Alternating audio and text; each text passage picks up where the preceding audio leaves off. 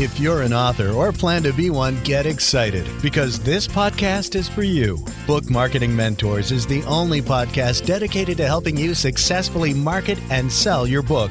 If you're ready for empowering conversations with successful marketing mavens, then grab a coffee or tea and listen in to your host, international best-selling author Susan Friedman. Welcome to Book Marketing Mentors, the weekly podcast where you learn proven strategies, tools, ideas, and tips from the masters. Every week, I introduce you to a marketing master who will share their expertise to help you market and sell more books. Today, my special guest is Melody Ann Owen. She helps nonfiction authors tell their stories that matter, stories that bring to life the facts and figures in the books they write. Melody Ann is the founder of Author Nation, a community where authors help authors. She's helped hundreds of authors find success through her videos, events, and working one-on-one. Melody Ann recently interviewed me on her podcast, so now it's my pleasure to welcome her to my show. So Melody Ann, thank you so much for being this week's guest expert and mentor. Hi, Susan. Thank you. I'm excited to be here. I know we can talk about a lot of different things. We've got the story, we've got the videos. I know that you and I had a little chit chat beforehand, and we're going to talk about video now. And then for our special Book Marketing Mentor premium members, we're going to talk about storytelling. And I know you've got a special gift for them as well, but we'll get to that in that section. Let's talk about video. I know you're passionate about it, and it's something that you and I have talked about that I need to embrace. Let's talk about why you feel authors need to use video. Well, in today's world, people are looking for connection. People want to feel connected, and especially to authors. You've written this book, they've read your words, or they're reading your words, or they're thinking about reading your words. Many people want to know who the author is. Who is this person behind these words on a page? Then that helps bring those words to life. It kind of brings the book to life. People really want to know authors. They want to connect with authors. And video is one of the best ways to connect with people. They can see your facial expression. They can see your eyes. They can see your smile. They can see who you are through the video. They can see your gestures, your hand motions, which adds so much to communication, right? One thing is to hear a voice. The other is to see that whole person and how they embody their words. Yeah, I would agree with you. As I said, though, that I'm one of those people that is slow on the uptake with video because I don't know why I have this thing about looking into the camera.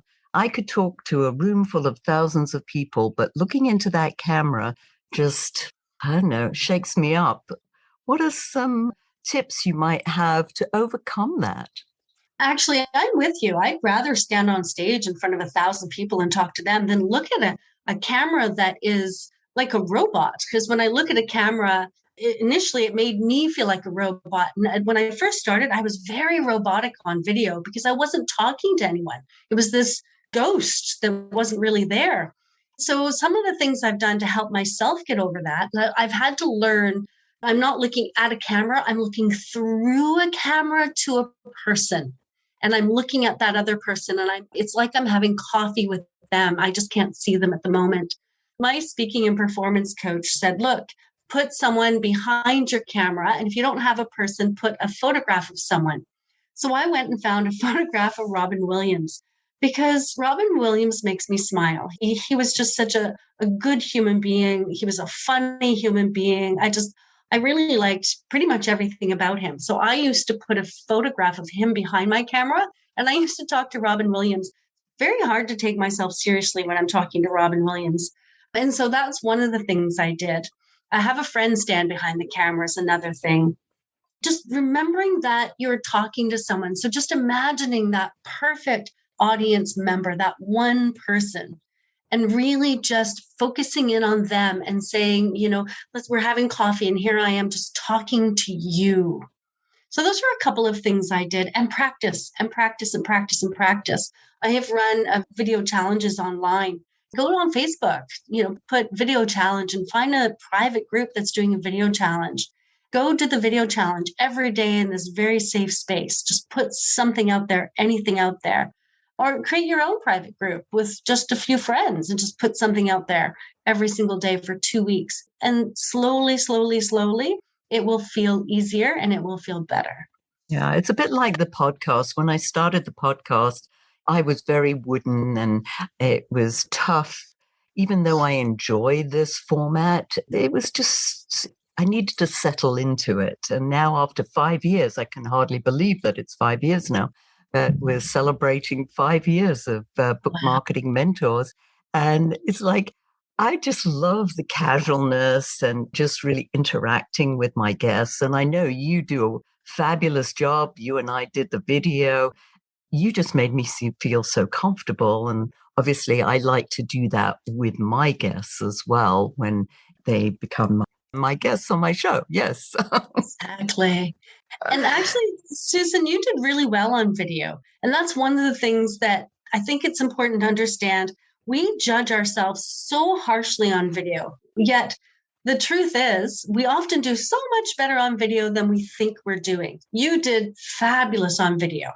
And so that just goes to show you that what's going on in our head, what we think we look like, how we think we're coming across isn't how other people see us. Other people see us, they love it. It's like, yay, there you are, the real person. I love seeing you. Yeah, it's something else to really keep in mind. That's really important. And thank you for that. And I think having to use Zoom so often now, I get more used to the idea of seeing myself. But you're absolutely right. I'm really hard on how I look. And I feel often that I make silly faces. I know that when I have photo shoots, that it's really hard to get a good shot with me because somehow, I don't know, the silly faces that so yes. But I think practicing now, because we're doing Zoom so often and seeing ourselves and just having to be natural on Zoom, I think really, really helps this whole idea of video. Let's talk about some of the tools that you might need. I mean, are there special equipment that we should have if we're working with video? What would you recommend that's sort of inexpensive, but yet effective and gives us that professional look? The first tool, if you have nothing else, a smartphone. If you have a smartphone, you have a pretty good camera right there. Smartphones today are quite amazing. If you want to just start with that, just stand where you are in good light and start there. And then if you want, the next stage might be to use your smartphone and get a ring light. You can get an inexpensive ring light. Some ring lights even have a phone holder. So you could put your ring light there. You can mount your phone on the ring light and then talk into the phone with the ring light right there. It lights you up beautifully.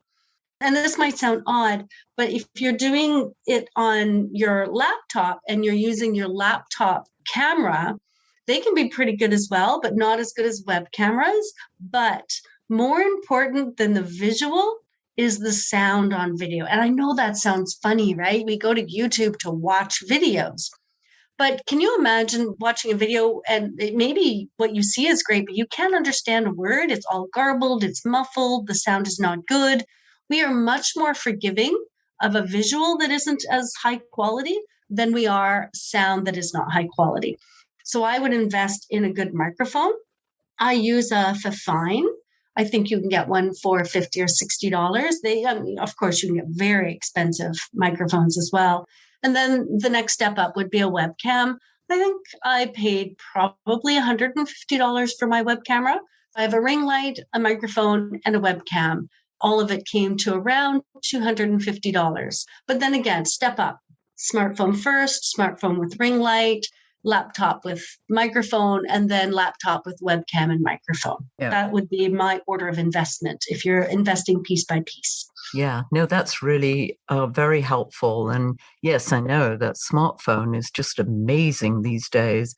In fact, my husband just came back from a trip and he took all his pictures with his smartphone and they were so sharp.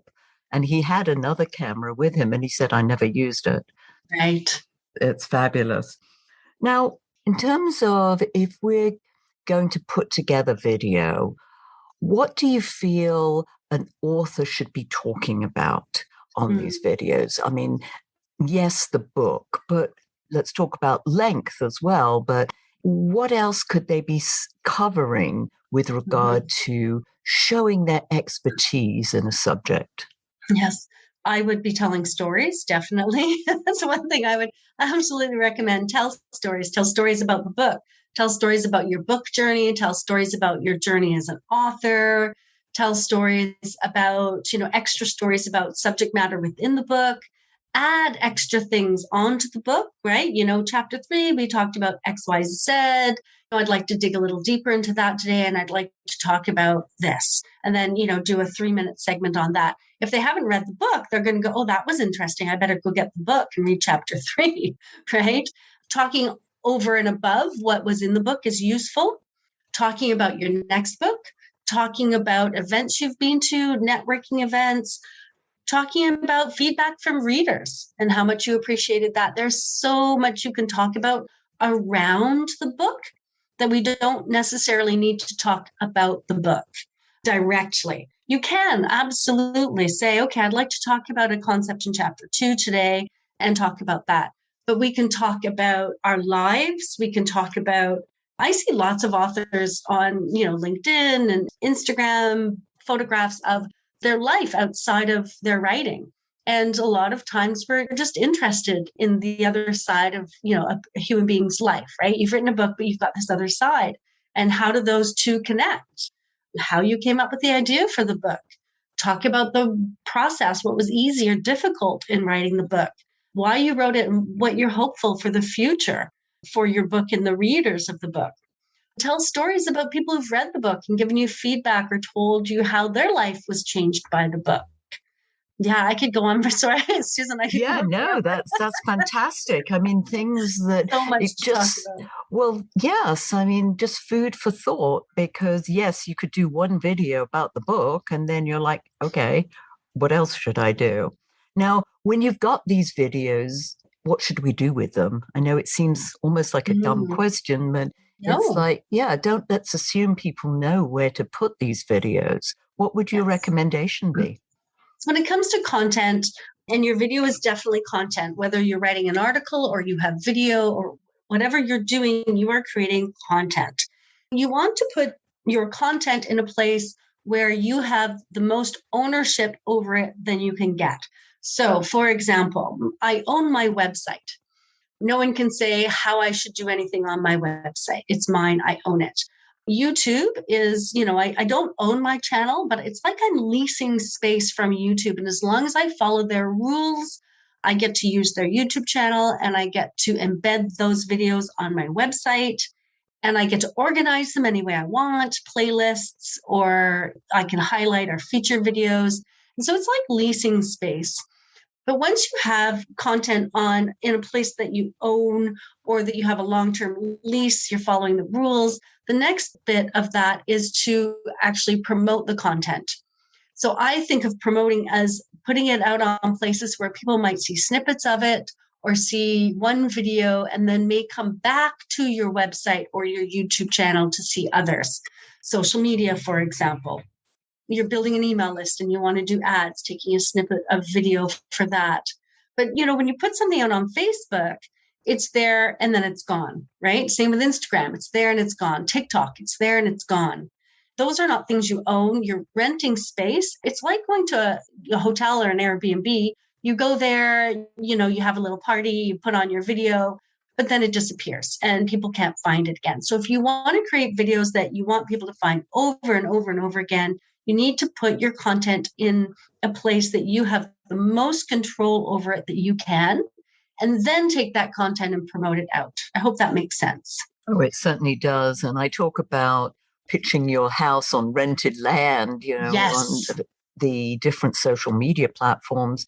As you rightly say, you own your own website. So that is the best place to place anything of any importance. And then also directing people from Facebook or LinkedIn to sign up for some kind of lead magnet, some freebie giveaway that entice people to give you their name and email address so that you can then promote and market to them. Because, Facebook went down a few weeks ago, and oh my goodness, people lost hours of connection time that they usually have, which obviously is a good thing and a not so good thing. But it really sort of broke home the point that if these platforms go away tomorrow, all those followers that you have in your contact there, you don't have any link to them.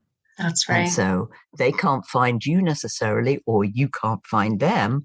So yes, what a shame. What an absolute crying shame. Yes, you're absolutely right. I talk about that a lot. You own something. And I always call it your castle. I always tell people you own the castle and you let down the drawbridge and you let people come in and they want to come to your castle because it's the best place. Social media is kind of the fair you have in the grounds where you get to know people and then you invite them back to your castle, your content castle, right? Your website and the things you own. I love that. You're the king and the queen of your content castle. That's yes. Phenomenal. I love it. Melody Ann, we always like to talk about mistakes on the show, and I've got a feeling that there are a few that people make when it comes to video. You mentioned one, and that is bad sound. What else should we be aware of to avoid, let's say? Yeah.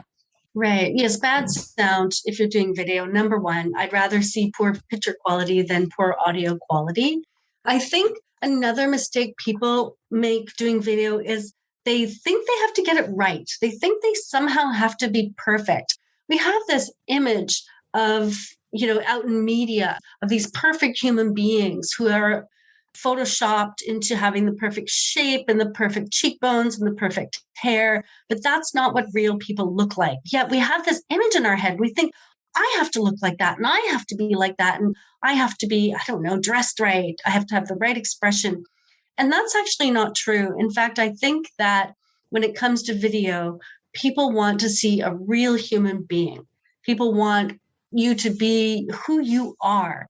I mean, who you are in a professional capacity, right? Not who you are Friday night with open bottle of wine with your friends, obviously, but who you are in the real you in a professional capacity, which means showing up and being real and being imperfect. One of the things I always say to my guests when I do my weekly interview show is, when they're nervous, it's like, we want the imperfect. We want the humanity. We want you to be human. And trying to be this perfect person won't bring you that. And you'll be so focused on how you look and all of those other details, you'll forget that you have a really important message to give to people. You've written a book for a reason, that you have something to say to the world. So instead of focusing on yourself, and I think that's a mistake, focusing on yourself. And I think the solution is to focus on your audience. Who do you want to change? How do you want to change them? How are you serving them? Focusing on that and getting real with them on video, I think that's the way to go about it. That reminds me of one of my speaker colleagues who always says, serve, don't shine, which I think hones in on exactly what you're saying is when you focus on serving your audience with information, with valuable expertise and your skills, your talents, then you're serving them rather than saying, hey, look how glamorous I look, how wonderful, and my makeup and, whatever else. As you said, it's hard to compare yourself to film stars. Now, some people look better on camera than others, but you are who you are. And you said earlier, they want to see the real person. And I think that is so important as well. What else should we be aware of? I think we need to know what our message is. Earlier, I just threw out a whole bunch of ideas. And what I suggest people do with the book is they sit down and you just brainstorm all of the different ideas, things you could possibly talk about, stories from clients, anything at all, and maybe even get a mind map and start mapping out all the different things you could talk about. And then once you have them, kind of set them up. These are the things I want to talk about. And then you have topics. When you realize it's like, oh, I've committed to, one video a week, you can go to those topics and you're not struggling constantly with, because so many people struggle with, what am I going to talk about this week? What am I going to do this week? Having that big brainstorming, having that list of things, you can go and say, wow, that's what's inspiring me today. This is what's inspiring me this week.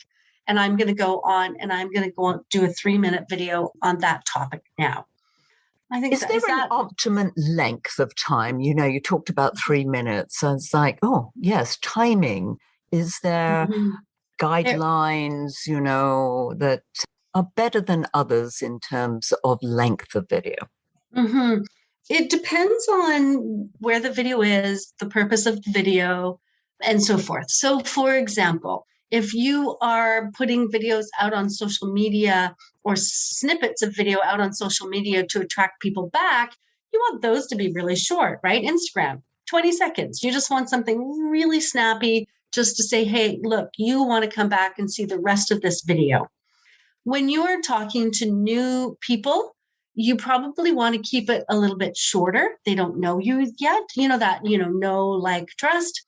They don't know you yet. They don't trust you yet. They're not going to invest a lot of time.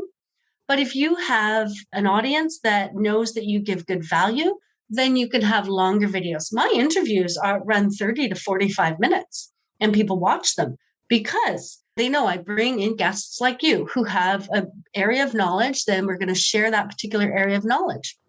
And they will sit and listen to that because we have that trust. But on my welcome video on my YouTube channel, it's, like 1:20? And that's long. That's a long welcome video. So depending on where the video is going, who it's for, you're going to have a different length. The less they know you, the shorter the video. I think that's a great rule of thumb. Yeah. The videos out on social media, the ones that disappear quickly, shorter. The videos on your YouTube channel for your clients and your followers who know, like, and trust you, as long as you need to say the thing you're saying today to get that message across. Perfect. Well, that's a great segue into letting our listeners know how they can contact you for more information, because you're so knowledgeable and I'm sure people will want to find out more. So how can they find you? Lots of ways. So if you want to join the community, Facebook, Author Nation, find us there, join the community, and you can be part of Community Authors. If you'd like to talk to me personally, you can always message me on Facebook, or I'm at Instagram at Melody Ann or Author Nation Tube. And you can always email me, melody@authornationtube.com. Lots of ways to get a hold of me. Perfect. And those will all be in the show notes, so people can find that.